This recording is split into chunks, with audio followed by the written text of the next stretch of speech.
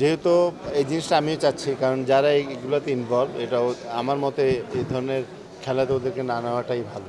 এবং এটা হয়তো বা যেহেতু 14 তারিখ খেলা আছে, তার আগে যদি রিপোর্টটা আমাদের কাছে চলে আসে বা সিলেক্টরদের কাছে যদি মেসেজটা যায়, তাহলে ডেফিনেটলি কোনো অ্যাকশন তো নেবে। আমরা দেখলাম মঞ্চে যাদের আসার কথা নয় এমন ক্রিকেটারও এখানে রয়েছে যাদের তালিকায় নাম মানে রয়েছে এরকম।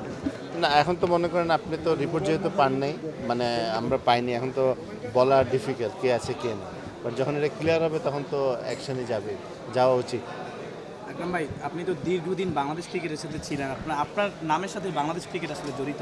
হঠাৎ করে আপনি সামনে নির্বাচন থেকে শুরু করেন, সিদ্ধান্তটা আসলে কেন, এটা যদি একটু বলতেন। না, এটা যেহেতু আপনি জানেন যে আপনার ফ্যামিলির আরেকটা মেম্বার ও পার্টিসিপেট করছে, তো আমার মনে হয় যে ক্রিকেট বোর্ডে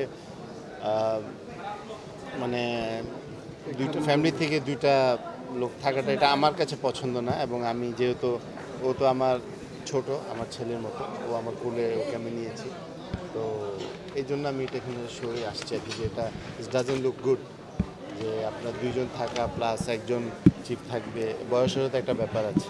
সব কিছু মিলে আমি সিদ্ধান্ত নিয়েছি যে আমি আপনার ইলেকশন করব। আকরাম ভাই, যেহেতু আপনার এক্সপিরিয়েন্সটা আছে পরিচালক হিসেবে, তামিম নতুন আসছেন, যদি তিনি জয়ী হন, সেক্ষেত্রে তামিমকে আপনার বার্তাটা কী থাকবে? বাংলাদেশ ক্রিকেট বোর্ডে কাজ করাটা আসলে কতটা ডিফিকাল্ট ছিল আপনার সেই এক্সপিরিয়েন্সটা যদি। না, আপনার এখানে একটা জিনিস, আপনার বার্তা মানে যেই আসুক, এটা তামিম বলে বা বুলবুল বলে যেই আসুক, তারা আমার একজন রিলেটিভ, একজন কলিগ, বাংলাদেশের ক্রিকেটের জন্য ভালো হয় সেই জিনিসটা চাই। এবং সবচেয়ে বেশি ইম্পর্ট্যান্ট যে জিনিসটা হয়েছে যে আপনার সম্মান। এখন যেটা দেখা যাচ্ছে যে আপনার স্বার্থের জন্য কিন্তু অন্যকে অনেক অসম্মানিত করা হচ্ছে, তো এই জিনিসটা আসলে মানে সহ্য করার মতো না।